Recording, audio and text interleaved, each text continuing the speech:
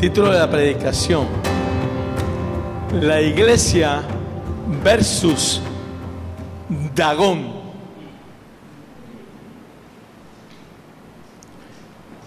Dagón es un demonio, una entidad muy conocida por los filisteos y por el mundo pagano. En el mundo mitológico, satánico, griego, Estritón es otra cantidad de nombres. En Romanos es Venus, porque representa a un dios falso, pseudodios trino, que es la fertilidad con las mujeres, es la agricultura, los cereales, y es los peces, el dios del mar, los alimentos que vienen por el mar. Jesús, en su inmensa sabiduría,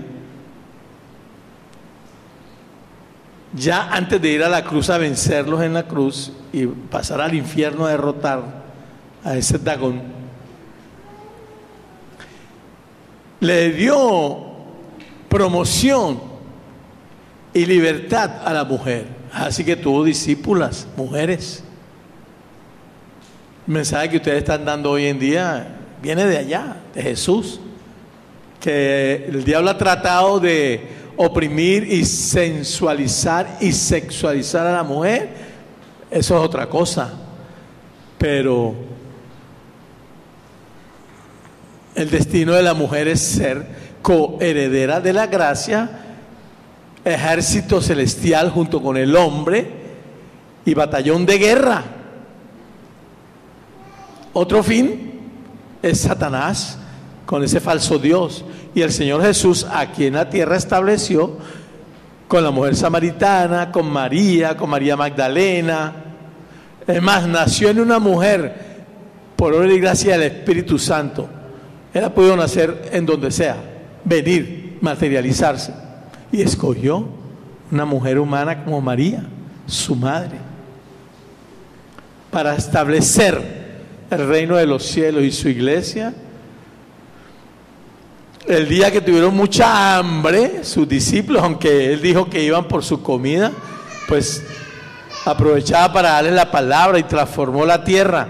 Pero él, no es casualidad que haya convertido el pan que viene del trigo, de la agricultura, y los peces que vienen del mar en multiplicación de comida. Él derrotó a Dagón. En la Biblia Dagón no lo menciona mucho, solamente en el libro de Jueces con Sansón y en el libro de Samuel como Dios de los filisteos. De resto no hace mención. Pero quisiera recordarles que Sansón es un prototipo de iglesia, que son 4 fases básicas. No les vamos a echar el cuento, por ahí están las predicaciones, hay bastantes por todo lado. Pero la primera fase de la iglesia es cual Sansón, que fue un juez que guerreaba contra los filisteos, los vencía todo el tiempo, se burlaba de ellos y tenía un mandato, pues. Y nuestra iglesia primitiva comenzó así, aunque había persecución, siempre salía venciendo y para vencer. Y es así que hoy, 2 milenios después, está la iglesia yendo hacia la victoria cada vez más. Pero esa primera etapa de la iglesia fue gloriosa. Hubieron mártires, fueron al circo, pero hubo palabra, hubo revelación, hubo milagros. Una iglesia que se implantó la semilla de Jesús en la tierra y su Espíritu Santo fue derramado con apoteósica influencia. Pero así como Sansón se enamoró de la Dalila y vendió su primogenitura, su unción, confiando en ella, le cortaron el pelo, y los filisteos lo agarraron, le sacaron los ojos y se lo llevaron preso. Y durante muchos años estuvo en un molino ciego, dándole vueltas a una rueda inmensa, moliendo, triturando olivos, aceite. Y nos indicaba la palabra que hemos ya visto y estudiado, que la iglesia cayó en pecado. No sé, nuestro historiador nos dirá si en el 700, en el 600, en el 500, en el 800, pero la iglesia se confabuló tanto con la reina del cielo, no que la iglesia sea Jezabel, sino que la potestad de Dagón influenció tanto a la iglesia que Satanás se sentó en su trono, y la multitud de sus contrataciones hizo que cayera en pecado, y una iglesia nauseabunda, con un remanente, como siempre, un remanente fiel y los santos ahí, pero la iglesia estaba muy contaminada de pecado y estuvo muchos años ciega. Con decirte que hasta este siglo pasado, en el año 1960, la iglesia tenía todavía prohibido que nosotros leyéramos la Biblia. En la casa había una Biblia, y porque teníamos un primo de mi papá, cura jesuita, y allí la teníamos, pero nosotros lo que podíamos leer era el catecismo astete, que era el principio que daban las monjas y los curas, y después el misal, era la teología o la doctrina católica. No se permitía la Biblia. De tal oscurantismo que tuvo la iglesia, donde no le daban al pueblo la palabra de Dios. Y estuvo la iglesia muchos centurias, ciega, sin palabra, dando vuelta alrededor de un molino, caminando en ceguera espiritual. Hasta 1400 y por ahí, con John Hus, próceres del avivamiento, después Martín Lutero en el 1500, Savonarola por allá, Zwinglio en Holanda. O sea, hubieron llamados, antorchas que se fueron encendiendo para traer una reforma a la iglesia, donde de allá hasta acá, con la palabra verdadera que se empezó a impartir, nace el protestantismo, y al mismo tiempo crea una contrarreforma en la misma iglesia católica que se alinea un poco más a la palabra de Dios y deja la fechoría abierta que tenía, y la iglesia entra en la etapa de donde Sansón después es llevado para divertir a los filisteos a un templo, a un coliseo de ellos, donde estaba el templo de Dagón, y él pide que lo amarren a unas columnas y tumba toda esa fortaleza, y se mueren, dice la palabra, que mueren más ese día filisteos que los que él mató toda su vida. Sí, señores, la iglesia hasta ahora ha venido tumbando fortalezas, derribando fortalezas. No es sino hace más o menos 30 años, 20 años, que comienza la iglesia a tener revelación de lo que es sanidad interior, lo que es liberación, cosa que todavía el siglo pasado era inaudito creer. Pero a lo que viene la palabra de hoy no es a recordarnos eso, que es importante tenerlo en cuenta, sino a algo más que es profético, que es lo que viene. En el libro de Samuel le va a gustar. Primera de Samuel, el capítulo 5, nos habla que los filisteos se armaron contra los israelitas y los derrotaron, porque el pueblo de Israel estaba desagradando a Dios, y sabemos que cuando el pueblo desagradaba a Dios, Dios le mandaba a todo tipo de tribus satánicas para que los subyugara. Hasta que clamaban a Dios, Dios les mandaba a otro juez que los liberara. Pero en nuestro relato profético nos dice la palabra que es lo que viene para la iglesia. Que entonces los filisteos tomaron el arca de Dios. Tú sabes que el arca representa la tabernaculización del Señor Jesucristo como cabeza y después de nosotros como su cuerpo. Durante mucho tiempo en el desierto había unas tiendas que llamaban el tabernáculo, y dentro del tabernáculo estaba dividido afuera, en el lugar santo y el lugar santísimo, donde reposaba el arca de Dios, donde habían 3 elementos: la vara de Aarón que reverdeció, espíritu aventador, el Padre Dios Todopoderoso, la palabra de Dios, las leyes que ahí estaban, y el maná que había caído del cielo, el Espíritu Santo que viene del cielo a traernos la revelación, traernos la palabra. Y ahí reposaba la presencia de Dios. Cuando ellos llegan a la tierra prometida, el arca ya está no en tabernáculos ni en tiendas, sino que está en sitios, en ciudades con ellos, antes de que Salomón construyera el templo donde después estuvo el arca.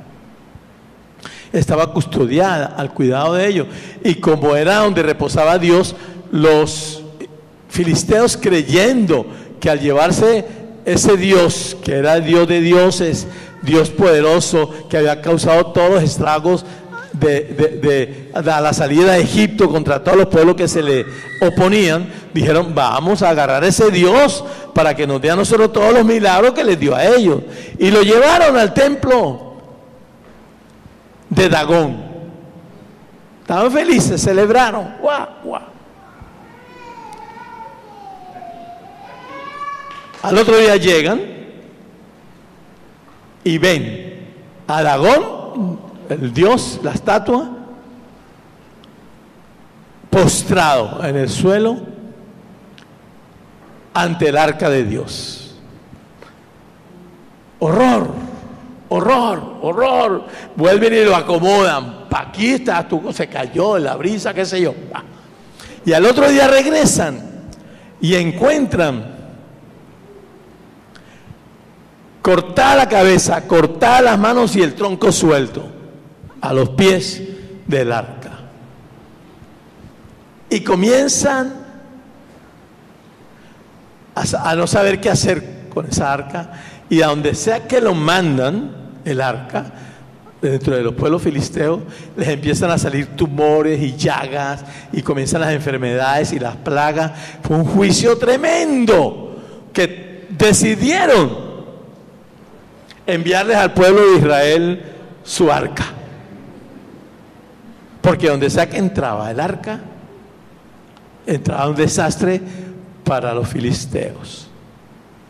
Pues bien, se lo llevaron entonces al pueblo de Israel, no sin antes decidir entre ellos, en su consejo de ancianos sabios satánicos sumersusis: vamos a redimir el daño que hicimos, para que no, porque seguían muriéndose y seguían en plaga y seguían, y hasta que no empezaron a hacer ratones de oro y tumores del tamaño de los tumores de ellos de oro, para devolverlo con el arca. No cesó la enfermedad en el pueblo filisteo, así como devuelven el arca full de tesoros, full de tesoros.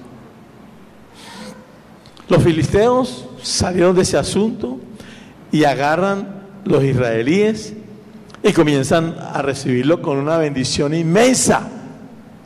Y comienzan también a tener tumores y tener plagas, y se dan cuenta que es que los pueblos que están en pecado y sin agradar a Dios, así sean pueblos escogidos por Dios, comienzan a tener reacción contraria a la presencia de Dios, al tabernáculo de Dios. Y poco a poco se van dando cuenta, hasta que deciden no pecar y escogen un pueblo donde están consagrados a Jehová, y cesa la mortandad. Reciben esto, y dice la palabra que hasta el sol de hoy más nunca se volvió a hablar de Dagón. Ese Dios quedó muerto allí. ¿Qué nos dice la palabra profética en el día de hoy para nosotros, como iglesia, como ministerio? Hermano, ha llegado el momento el diablo lo va a devolver en oro, con todos los tumores y plagas y ratoncitos de oro y todos los tesoros que le pertenecen a nuestro Padre.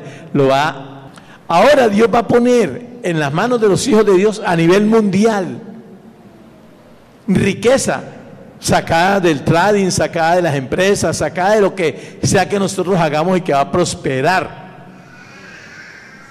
Porque Dios quiere que la iglesia tenga una estructura económica fuerte para poder expandir el evangelio como nunca se ha expandido sobre la tierra. Y esa es la palabra profética que Dios nos está diciendo, que nuestra arca, la manifestación de Cristo en nuestra vida, va a confundir al enemigo, lo va a llenar de peste y lo van a desaparecer a todos los diablos que vengan en contra de su iglesia, pero al mismo tiempo va a decirle a los diablos que den a nosotros toda la riqueza que han acaparado por milenios, que no les pertenece sino al Padre y a sus hijos.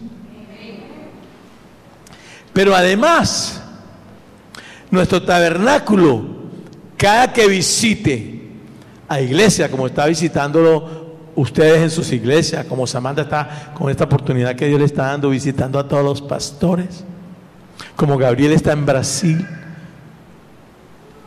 derramando el aventador de Dios. Las iglesias que no estén en santidad, empezando por nosotros, van a comenzar a sentir que tienen que cambiar para ser agradable a Dios. Lo que viene es la manifestación gloriosa de los hijos de Dios, el tabernáculo restaurado en su totalidad, el Padre, el Hijo y el Espíritu Santo en el arca de Dios, dentro de cada uno de nosotros manifestándose, y eso va a traer estragos en las tinieblas. Y en la iglesia de Jesucristo, que no se alinee con Jesucristo, también va a tener que cambiar para poder ser pasada por el fuego de Dios sin quemaduras. Y esto es una palabra profética que Dios nos está dando hoy, de revelación, para que sepamos que el arca de Dios ya está siendo instalada en cada uno de nosotros. Ya yo lo estoy viendo, no sé si ustedes lo están viendo, pero ya Dios lo está haciendo en medio nuestro. Amén. Así que a prepararnos, a preparar su templo, a preparar su espíritu en él, a preparar su alma en santidad y a decirle a su carne: no peca más. Dígale: carne mía, no pecas más. El que sabe hacer lo bueno y no lo hace, le es pecado. Amén. Gracias, Padre, por tu palabra. Bendícela en el nombre del Señor Jesús.